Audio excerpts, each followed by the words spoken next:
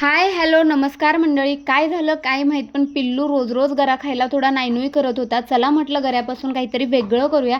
चला तर बघा कढई गरम करून घेतली, त्यामध्ये 5 चमचे तूप घातले, त्यामध्ये नंतर ड्रायफ्रूट्स भाजून घेतले, त्याच तुपामध्ये गरा भाजून घेतला. गरा छान खमंग वास सुटेपर्यंत भाजून घ्यायचा.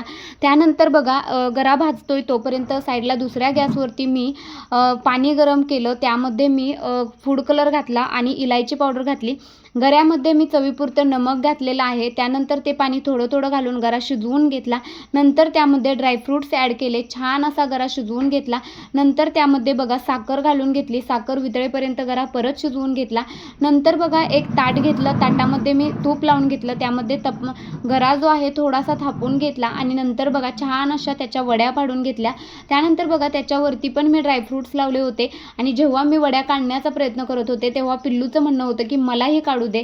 त्याच्यामुळं बघा थोड्याशा वड्या ज्या आहेत त्या माझ्या तुटल्या सुद्धा. चला तर बघा आवडलं असेल तर लाईक शेअर सबस्क्राईब करा.